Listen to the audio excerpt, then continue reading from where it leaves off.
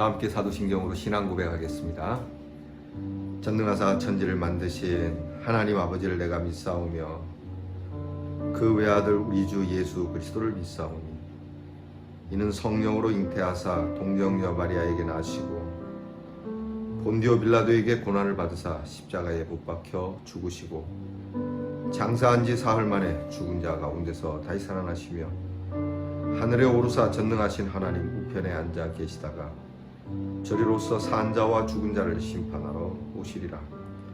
성령을 믿사오며 거룩한 공회와 성도가 서로 교통하는 것과 죄를 사하여 주시는 것과 몸이 다시 사는 것과 영원히 사는 것을 믿사옵나이다.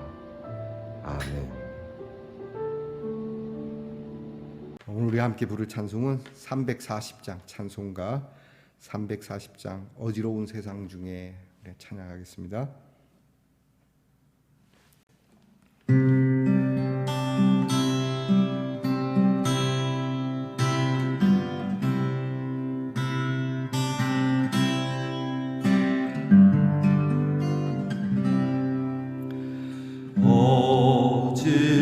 어지러운 세상 중에 기쁜 소리 들리네.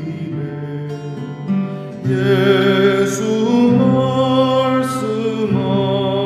말씀하시기를 믿는 자여 따르라. 세상 헛된 신과 영화 모두 내어버렸네. 예수 친히 하신 말씀 날 더 귀히 여겨라. 기쁜 때나 슬픈 때나 바쁜 때나 틈날 때 예수 친히 하신 말씀 날 더 귀히 여겨라. 주님 크신 은혜로서 구름 듣게 하시고 걱정하는 마음을 주사 따라가게 하소서.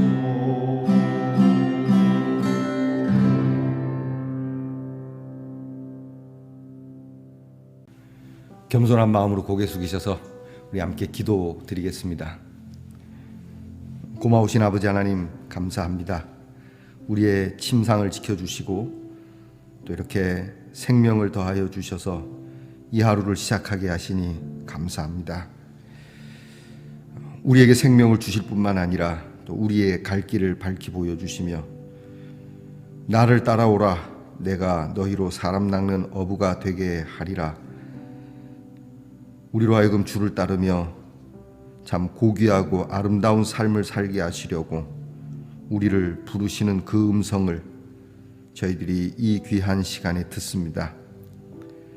그러므로 주의 음성을 듣고 그물을 버려두고 예수님을 따랐던 주의 제자들처럼 우리도 우리의 모든 욕심과 또 욕망을 내려놓고 주님의 뜻을 따라 살아가는 우리 말씀의 동산 성도들이 되게 해 주시옵소서.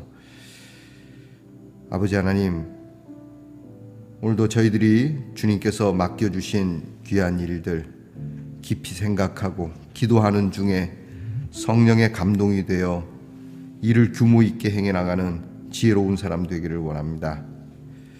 세상이 어지러운 가운데 혼란스럽고 처처의 고통의 소리가 있으나 우리의 입에는 기쁜 소리가 그들을 향하여 전파되게 하시고 세상의 헛된 신과 영화 모두 분토만도 못하게 배설물처럼 내어버리며 주의 말씀을 따르는 것이 참 복임을 우리의 삶에서 드러낼 수 있도록 은혜 주시옵소서.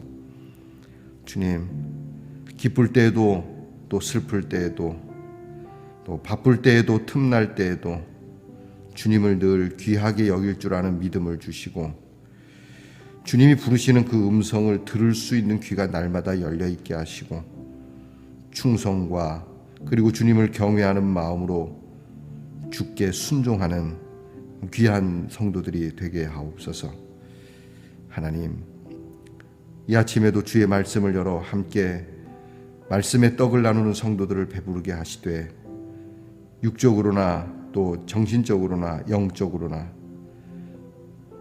물질적으로나 또는 하나님이 주신 믿음적으로나 모든 일에 풍요함이 있고 나누어 줌이 있고 값지게 쓰는 즐거움이 있는 성도들이 되게 하옵소서.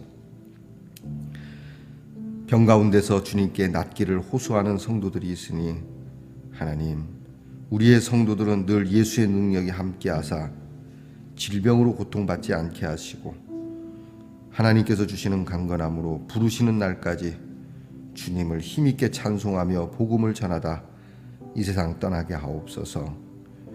아버지 하나님, 우리의 자녀들 위하여 늘 기도합니다. 입시를 준비하는 자녀들 하나님 지혜와 총명을 주시고 수고한 대로 그 수고를 따라 하나님께서 그 길을 열어주시기도 하며 세상 공부는 아니어도 하나님을 경외하는 믿음 속에서 그들의 신실함이 하나님께서 주시는 앞날에 축복된 귀한 삶을 살아가는 우리 사랑하는 자녀들이 되게 해주시옵소서. 군무로 수고하는 자녀들 평형생활에 안전을 주시고 건강하게 하시고 직장에서 수고하는 우리의 자녀들 피곤함과 노곤함 직장에서의 시달림 속에서도 잘 견디어내며 그 직장이 우리의 자녀들로 인하여 흥하게 하옵소서.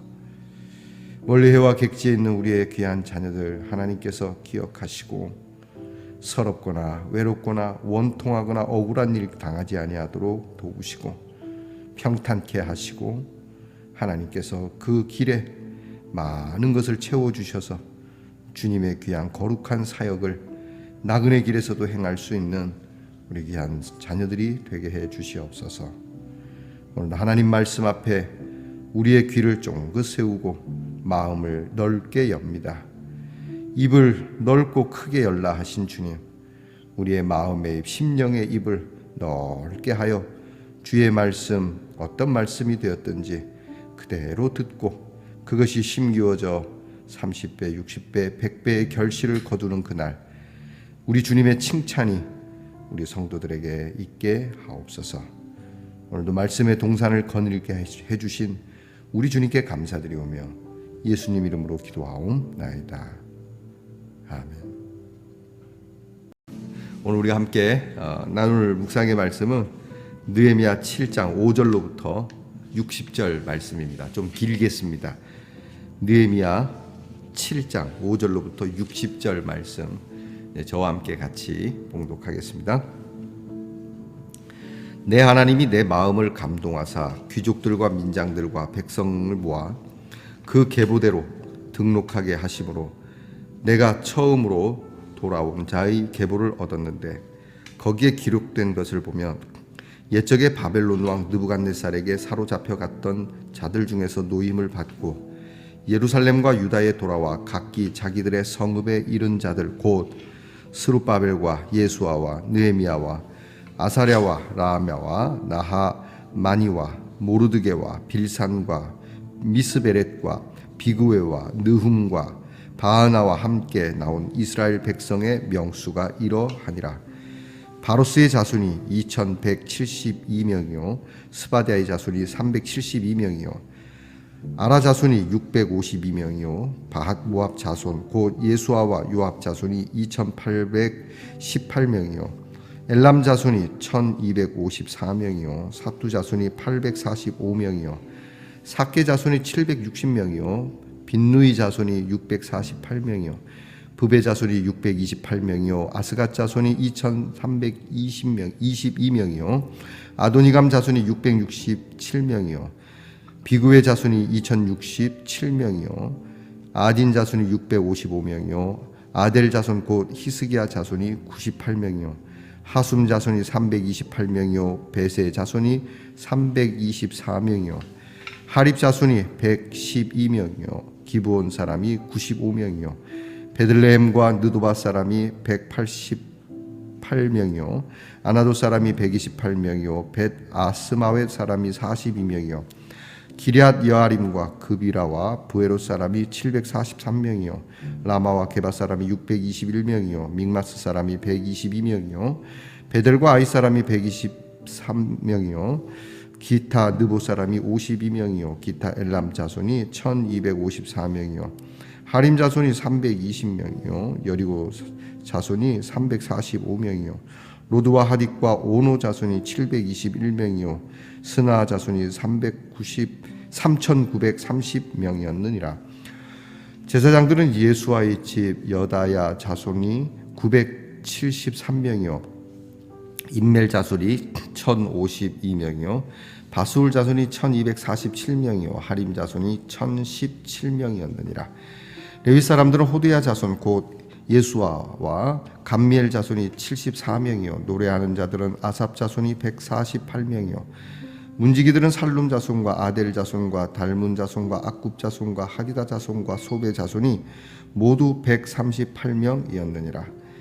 느디님 사람들은 시아 자손과 하수바 자손과 답바옷 자손과 게로스 자손과 시아 자손과 바돈 자손과 르아나 자손과 하가바 자손과 살메 자손과 하난 자손과 깃델 자손과 가할 자손과 르아야 자손과 르신 자손과 느고다 자손과 갓삼 자손과 우사 자손과 바세아 자손과 베세 자손과 무우님 자손과 느비스심 자손과 박북 자손과 하그바 자손과 할훌 자손과 바슬리 자손과 무히다 자손과 하르사 자손과 바루고스 자손과 시스라 자손과 데마 자손과 느시아 자손과 하비다 자손이었느니라.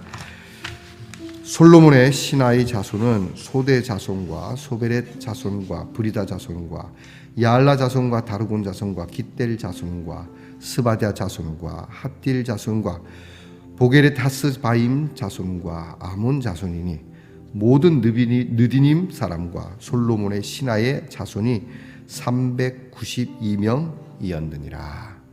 아멘. 말씀의 동산 성도 여러분, 지난밤 잘 주무셨습니까? 오늘은 어떻습니까? 좋습니다. 네, 좋은 하루 되시길 바랍니다. 한 주가 참 빠르게 지나갔습니다. 오늘 토요일이죠. 여러분 이 하루 잘 정리하셔서 내일 거룩한 주일 은혜로운 마음으로 예배를 드릴 수 있도록 여러분 오늘 최선을 다하시기 바랍니다. 오늘 느헤미야 14번째 시간입니다. 오늘 말씀 성경 보면 재미없겠죠, 그죠? 나코처럼 또 이름 나오고 몇 명 이렇게 나오는 말씀 구절들은 늘 재미가 없어 보입니다. 읽는데도 피곤함이 있고 저도 몇 번 있다가 자꾸 이렇게 혀가 꼬이는 그러한 말씀이 되죠. 근데 이게 여기에 만약에 여러분의 이름이 들어갔다면 좀 안 그럴 텐데 말입니다. 우리 이름이 안 들어가서 그래요. 하지만 이 이름은 굉장히 중요한 것입니다. 느헤미야에게 있어서는 바벨론 시대 때 포로로 끌려갔던 사람들이 처음 나라로, 그러니까 처음 이제 자기 고국으로 돌아온 자들의 명단을 쭉 열거하는 거거든요. 우리는 이런 감동이 없겠지만 일제 시대 때 나라를 잃고 만주나 북간도 쪽으로 또는 러시아 쪽으로 해외로 그렇게 떠났던 우리 민족이 해방이 되고 나서 못 돌아온 사람이 많은데 돌아온 사람들이 있다면 이 말씀을 볼 때 얼마나 감동적이겠어요. 우리도 그랬었지. 우리도 일제시대 때 그렇게 떠났다가 우리나라에 이렇게 돌아왔지. 그런 마음으로 여러분께서 이 말씀을 보신다면 감회가 조금 더하지 않을까 싶습니다. 오늘 성경 말씀을 보면서 우리는 이 믿음의 사람들, 무너질 것 같지만 무너지지 않는, 전에도 그런 말씀을 드렸는데 마치 잡초처럼 별 볼 일 없어 보이는 것 같죠. 세상 사람들이 볼 때는 보이지 않는 하나님을 믿는 것, 창조주이신 하나님에 대해서 인생 중에 누가 봤겠습니까? 다만 우리는 성령의 감동이 돼서 볼 뿐인데, 그런 믿음을 하찮게 여기고 우습게 여기고 심지어는 예수 믿는 사람들을 탄압하고 죽이고 기독교를 없이 하고자 하지만, 그러나 날이 갈수록 기독교는 흥왕해지고 전 세계에 가득하게 된 것처럼 오늘도 이렇게 이스라엘 백성들, 하나님의 백성들을 무참하게 짓밟고 끌고 가고 없이 하려고 했지만 제법 많은 사람들이 돌아왔고, 또 이런 사람들을 통해서 믿음은 계속 전해져 내려오게 된다. 언제까지? 주님 오시는 그날까지. 그 말씀을 우리에게 해주시는 것입니다. 우리는 우리의 일들을 우리의 계획으로 시도할 수 있고 또 우리의 경영에 달려있다고 많이 생각합니다. 틀린 건 아니죠. 우리가 잘 계획하고 우리가 어떻게 경영하는 데 따라서 일이 잘 되기도 못 되기도 하죠. 하지만 말입니다, 그렇다라고 해서 모든 게 다 잘 되고 또 모든 것이 다 나쁘게 되느냐? 그렇지는 않다고 하는 것이죠. 그냥 인간의 계획과 사람의 경영으로만 끝난다면 오늘 저와 여러분이 믿는 믿음과 하나님께 드리는 기도는 아무 소용이 없는 것 아니겠습니까? 우리가 생각하고 우리의 매뉴얼대로 착착착 진행된다고 한다면 우리가 뭐하러 이런 신앙생활을 하겠습니까? 의외로 우리는 우리가 예상하지 못한 일들도 많고 또 하나님의 큰 섭리 가운데 움직여지는 것이 있기 때문에 우리는 하나님 앞에 기도하고, 또 내 마음에 계획이 없었더라도 어느 날인가 갑자기 계획이 생기기도 하고, 또 우리의 계획이 잘 진행되다가 어그러졌을 때 새로운 계획을 만나기도 하는 이런 일들이 있지 않습니까? 제가 왜 이런 말씀을 드리냐면, 오늘 성경에 보니까 느헤미야는 내가 하나님께 감동을 받았다라고 하는 말씀이 있어요. 그래서 이 하나님께서 주신 마음, 우리는 성령의 감동이라고 이야기하거든요.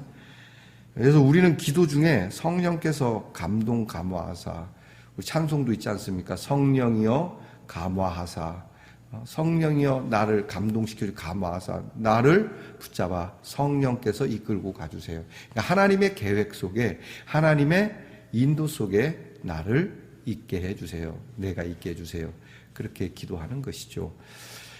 이게 믿음의 사람들에게 참 중요합니다. 안 믿는 사람도 어느 날 갑자기 자연을 보다가 또는 뜻하지 않은 어떤 사고 속에서 여러 일들 속에서도 뭔가 번뜩이는 거, 영감을 받았다고 하지 않습니까?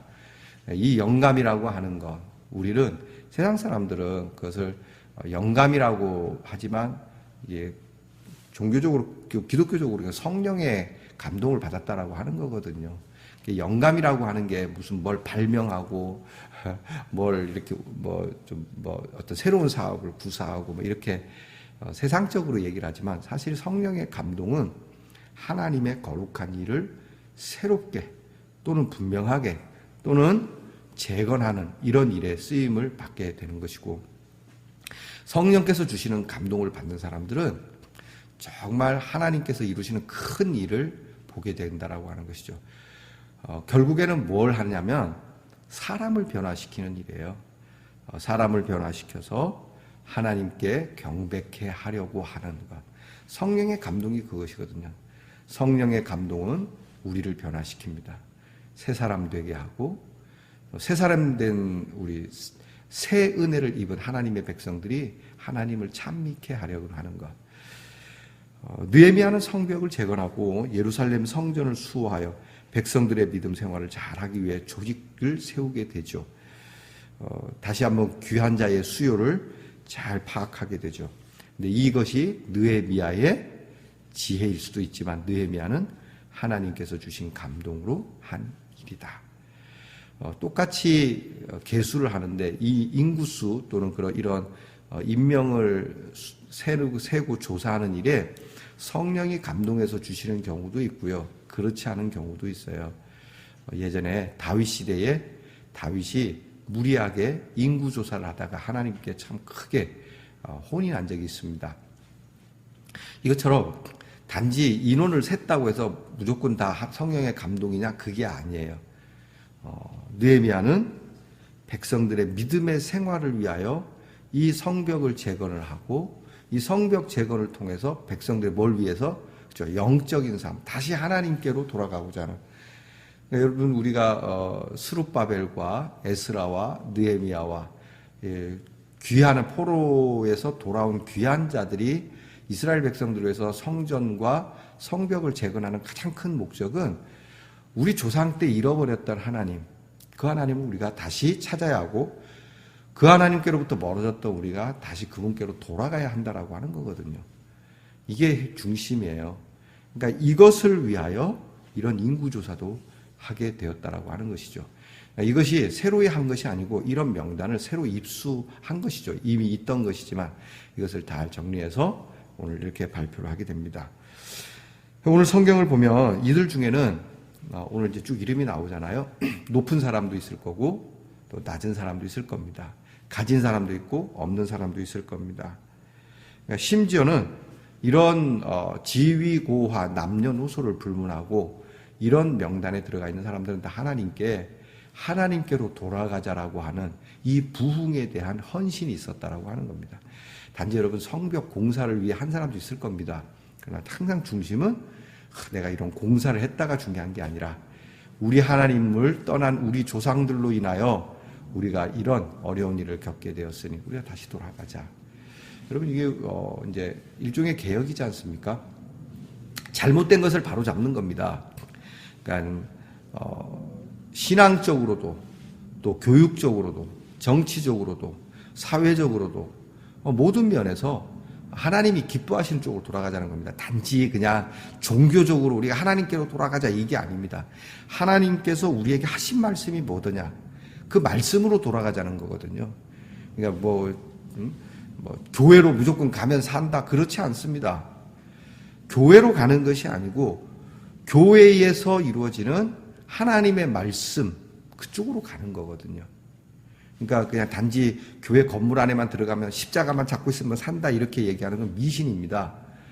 이게 뭘 뜻하는지 교회는 무엇인지 그걸 알아야 되는 것이죠. 그래서 말씀으로 돌아가는 하나님이 뭐라 그랬냐?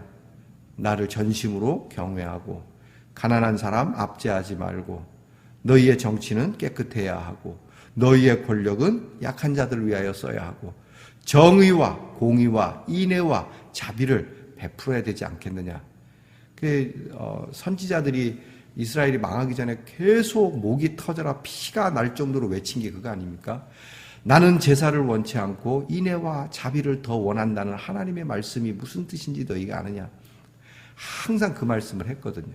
자, 이것을 위해서 느헤미야와 또 스룹바벨과 에스라와 같은 이런 귀한 분들이 말씀으로 돌아가기 위해 성벽과 또 성전을 재건한다고 하는 것이죠. 그리고 이런 이제 회복의 삶을 위해서 많은 사람들이 함께했다.